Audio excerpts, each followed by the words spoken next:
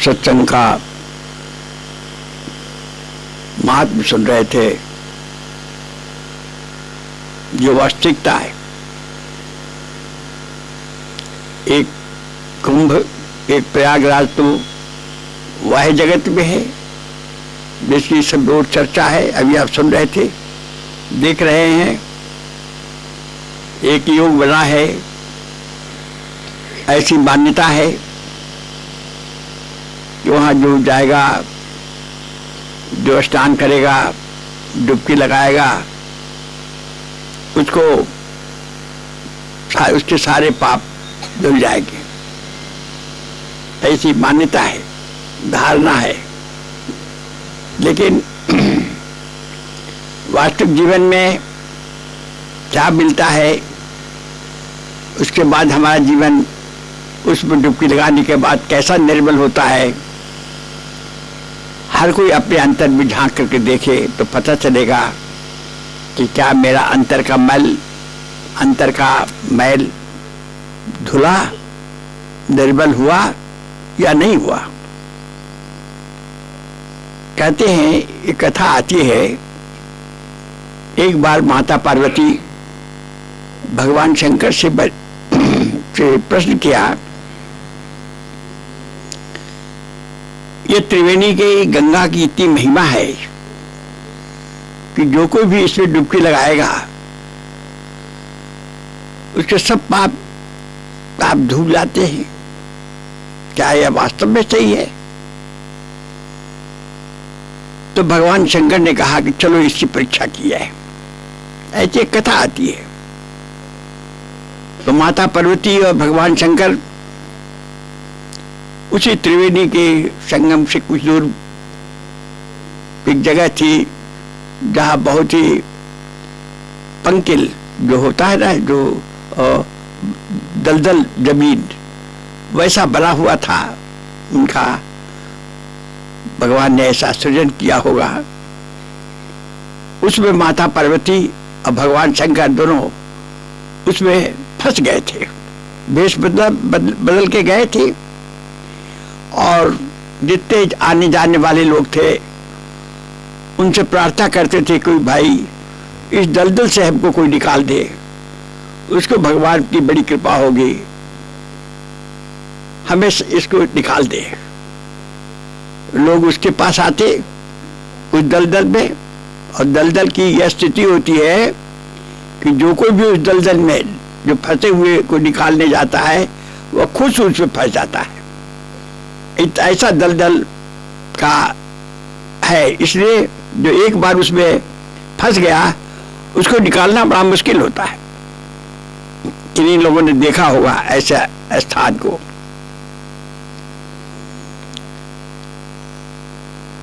तो देख के कई लोग गए, तो जैसे ही निकालने के उनके मन में इच्छा हुई तो भगवान शंकर ने कहा कि भाई देखो, सोच लो, हमें वही निकाल सकता है, वही इस दलदल में नहीं फंस सकता है जिसके सारे पाप धुल गए हो, अब पापी ना रहा हो, परम पवित्र हो गया हो। वही हमको इस दलदल में आएगा और वो इसमें नहीं फंसेगा और हमको भी बाहर निकाल सकता है। तो लोग गए, वहां से स्नान करके आ रहे थे, सुनते थे, लेकिन किसी ने ध्यान नहीं दिया। सोचा कौन जाए, स्नान तो सब पर कोई आ रहे थे, डुबकी सब लोग आ रहे थे, लेकिन सोचे कि भाई मैं जाऊं और कहीं मैं ही फंस जाऊं, हम कैसे जाने कि मेरे सारे पाप धुल गए हैं। इतने लोग गए, लेकिन किसी ने भगवान शंकर और माता पार्वती को उस दलदल से निकालने के लिए तैयार नहीं हुआ। ऐसे ही में एक साधारण सा व्यक्ति जा रहा था, भीड़ वहां लगी हुई थी, सभी लोग वहां पर देख रहे थे उन लोगों की दुर्दशा। वो लोग दीनतापूर्वक सबसे प्रार्थना कर रहे थे, लेकिन कोई सामने आकर के उनको निकालने नहीं जाता था। एक व्यक्ति आया, पूछा क्या भाई क्या बात है? तो भगवान शंकर ने कहा कि हमको इसमें से तुम बाहर कर दो, लेकिन याद रखो जब तक तुम्हारे अंदर में कोई पाप रहेगा तब तक तुम इस दलदल में से तुम ही फंस जाओगे और तुम हमको नहीं निकाल सकते। इसलिए पहले अपने पापों को धो लो। उसने कहा ठीक। गया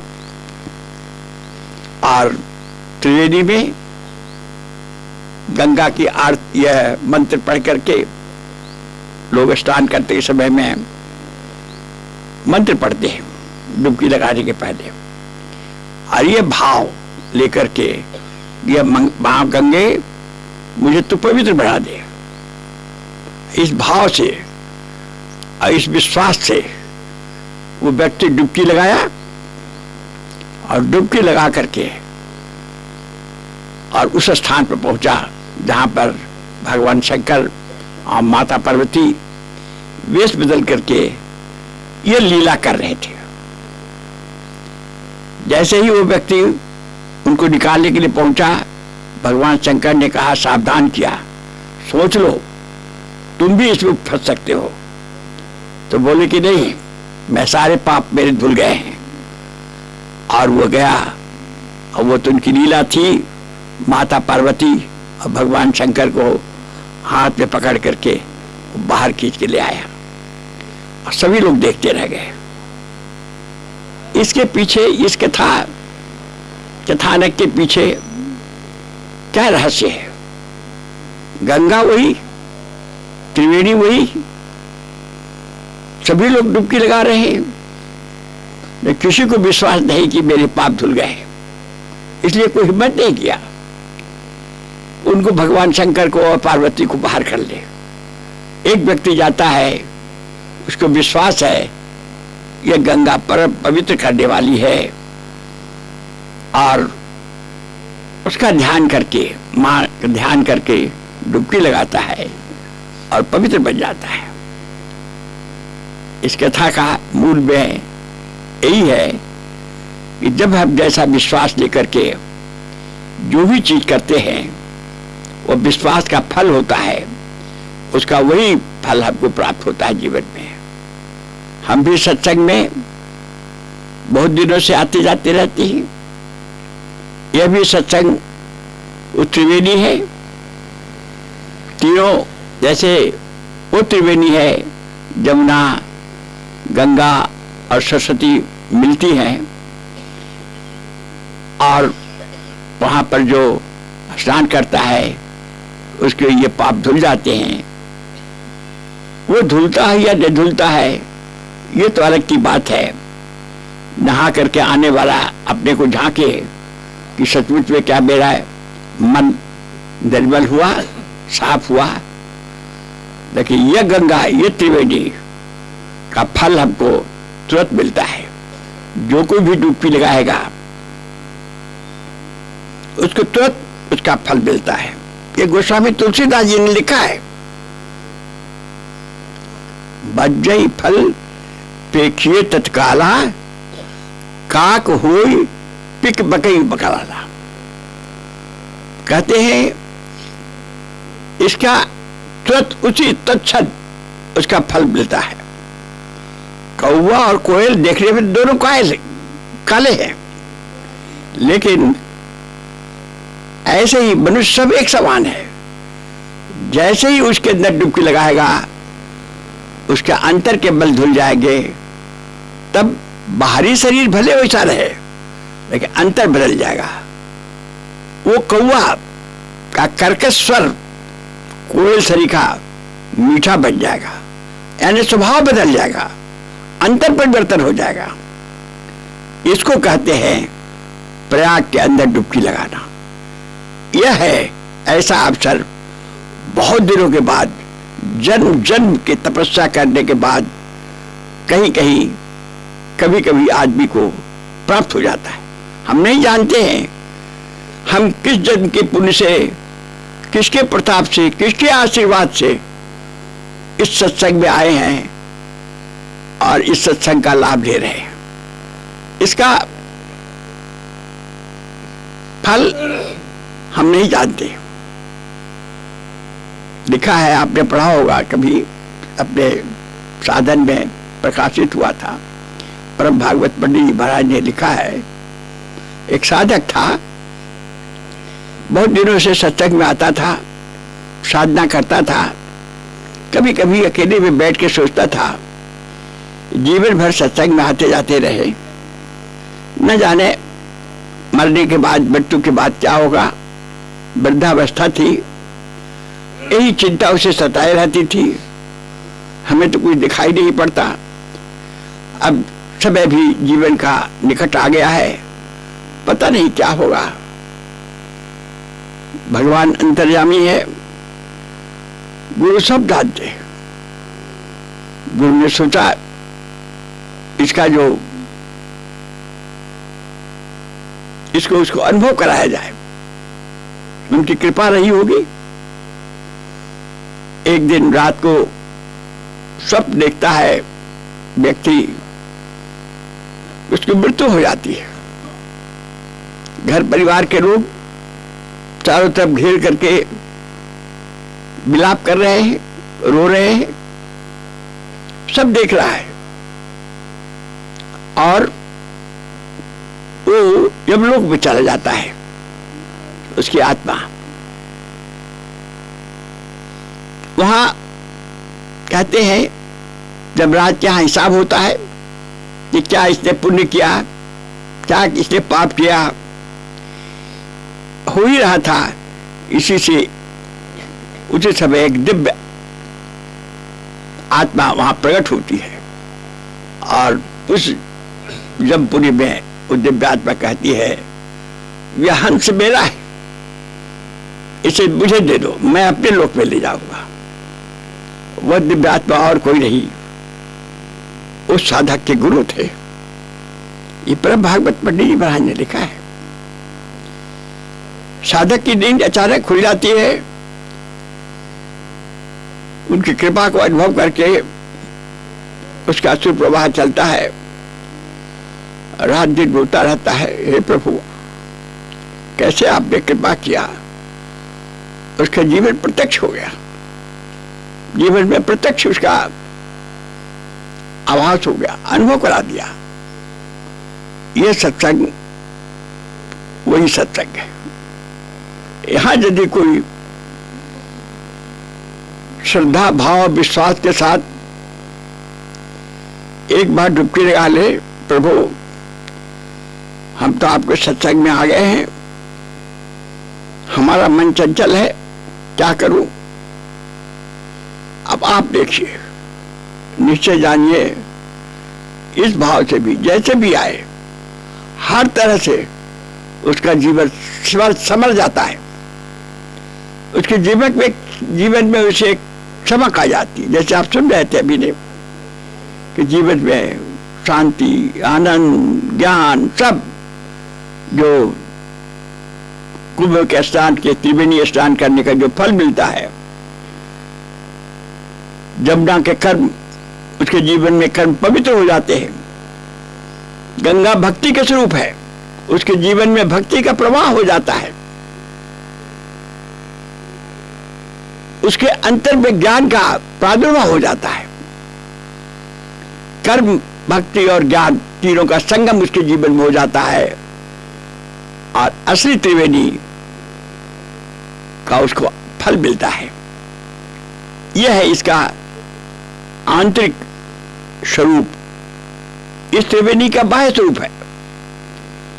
उसमें स्नान करके आकर के अपने आप से कोई पूछे हमारे जीवन में क्या परिवर्तन हुआ, तब में, कल में और आज में क्या हुआ, और इस सत्संग में डुबकी लगाकर कोई देखे और अपने आप से पूछे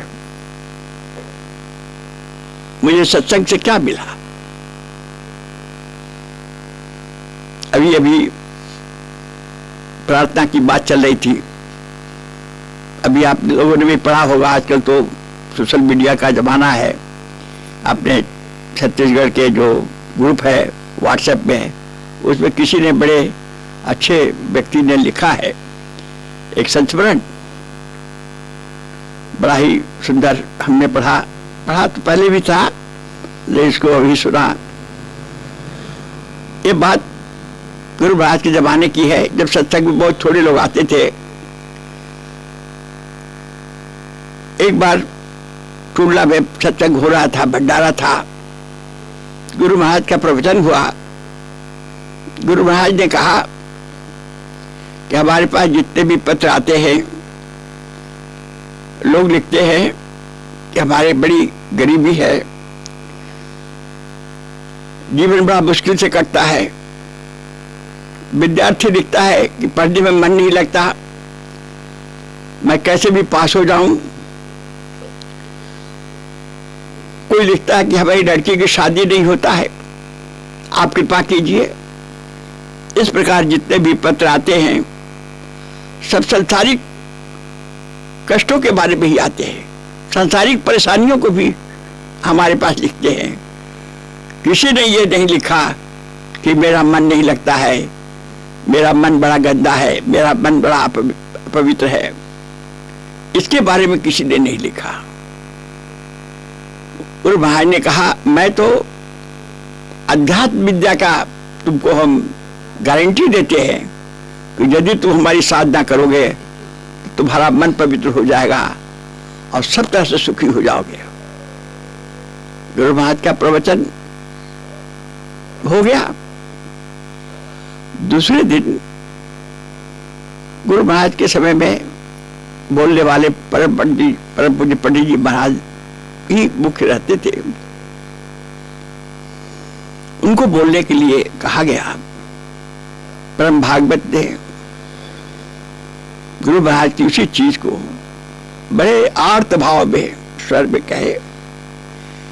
कल गुरु महाराज ने जो बात कही वो बहुत सही है। हम लोग तो यहाँ पर उस अध्यात्म विद्या के लिए आए हैं सत्संग में। सांसारिक दुख तकलीफ समस्याओं का हम क्यों उनको तकलीफ दें, उनको परेशान करें। लेकिन हम लोग संसारी आदमी हैं, दुनिया में उलझे हुए हैं, और वो ऐसे संसारी लोगों को संसार के झरिटों से ऊपर उठाने के लिए आप सामने आए हैं। अब आप ही बताइए, हमारे जीवन की इन सब समस्याओं को किसके पास जाए? कौन दूसरा भगवान आपके जैसा मिले? आप अपने जैसा किसी को बता दीजिए जिसके पास हम इन समस्याओं को ले आकर कहें, फिर आपके सम्मुख नहीं हम कहेंगे। गुरु महाराज परम भागवत पंडित जी महाराज के जो वाणी रही होगी, कितना अर्थभाव रहा होगा, सत्य झलकता होगा हर साधक के, हर भक्त के जीवन में।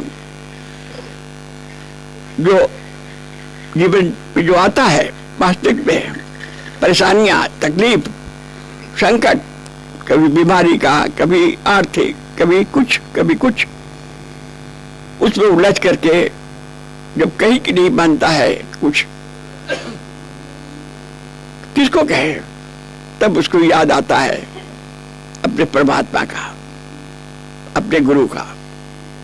और उस समय जैसे ही अपने परमात्मा गुरु का याद करता है, वो कोहरा छट जाता है और समस्याओं से ऊपर हो जाता है। पंडित परम पूज्य पंडित जी महाराज की वाणी सुन करके गुरु महाराज दमित हो गए। बात आई गई, खत्म हो गया। लोग जितने थे सब भाव विभोर हो गए, और तब से ये बात एक आम हो गया कि हमारा तो गुरु ही, जैसा अभी सुन रहे थे, सब कुछ है। चाहे संसार के दुख हो, चाहे अध्यात्म की परेशानी हो, हमको जब कुछ होगा, जैसे एक शिशु, एक बालक जब कोई परेशानी आता है तो माँ की तरफ कातर स्वरों में माँ से कहता है, ललचाई आंखों से उसको देखता है। वैसे ही भक्त साधक जब उसी भाव के साथ अपने गुरु की तरफ निहारता है, देखता है, तो गुरु की दया अवश्य होती है और उन समस्याओं से ऊपर उठ जाता है। ऐसा भक्तों का प्रत्यक्ष अनुभव है। हम उसी दरबार में बैठे हुए हैं। इसका अनुभव उसी को होता है जो वास्तव में यहाँ की साधना को करते हैं। कई लोगों का ऐसा अनुभव है, इस सत्संग को जिसने भी किया और जो कोई भी इस साधना को करता है, संसार में दुखी तो रह ही नहीं सकता है। दुख कई प्रकार के होते हैं, चाहे संसार का दुख हो, चाहे अध्यात्म का दुख हो, सबसे ऊपर उठ जाता है। लेकिन उसके लिए उसको विश्वास चाहिए, श्रद्धा चाहिए। और यह श्रद्धा और विश्वास इस सत्संग की साधना करने से हमारा मन जब निर्मल होता है तो श्रद्धा का प्रवाह होता है, विश्वास का जन्म होता है, विश्वास का पौधा लहलहा जाता है और बट वृक्ष की भांति उसके अंतर में उसका विकास होता है। तब साधक ऐसे कठिन समय में उस विश्वास रूपी बट वृक्ष के नीचे बैठ करके परमानंद का अनुभव करता है, सारे दुखों से ऊपर हो जाता है। जैसे कोई व्यक्ति जब बाढ़ आता है तो बाढ़ के पानी से ऊपर कोई हो जाए, सुरक्षित स्थान पर पानी नीचे से निकल जाता है। ऐसे ही जिसे जीवन में गुरु का आश्रय मिल गया, गुरु का सहारा मिल गया, उसके जीवन में किसी प्रकार का संकट, किसी प्रकार की समस्या उसे हिला डुला नहीं सकती। यह निश्चय है, ये लोगों का अपना अनुभव है।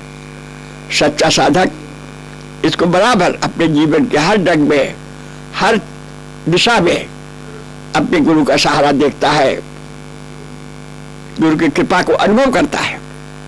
यही हमारी सत्संग की देन है। इसी के लिए हम लोग बार बार सत्संग में आते हैं। आइए हम सब लोग उन्हीं के दरबार में बैठे हैं, उन्हीं के समक्ष बैठे हैं। हम अपने अंतर के भाव, हमारे जो कोई भी दुख हो, चाहे संसार के हो चाहे परमार्थ को हो, सब सुनते हैं। बड़े दयालु हैं, कृपालु हैं। जो कोई भी उनसे सच्चे दिल से, सच्चे हृदय से,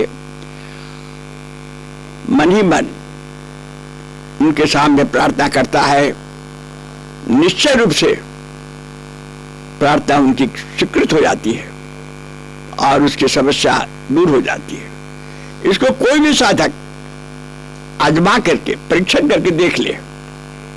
आपको कोई भी समस्या हो, आप उसके साथ कहो।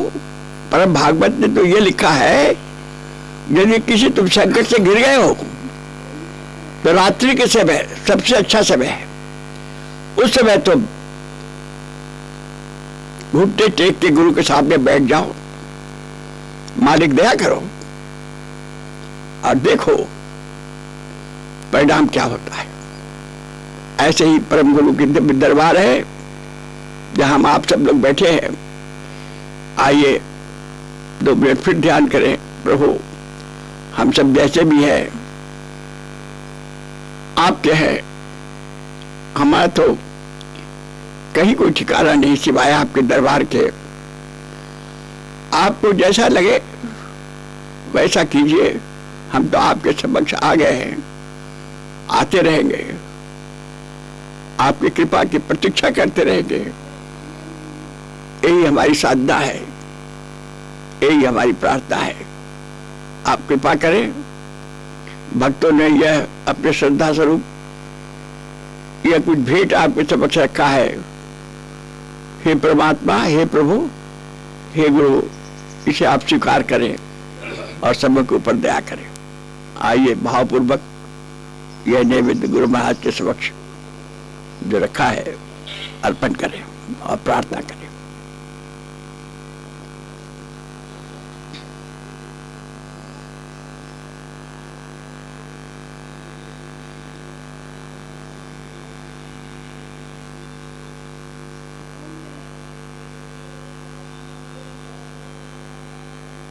ओम शांति। अभी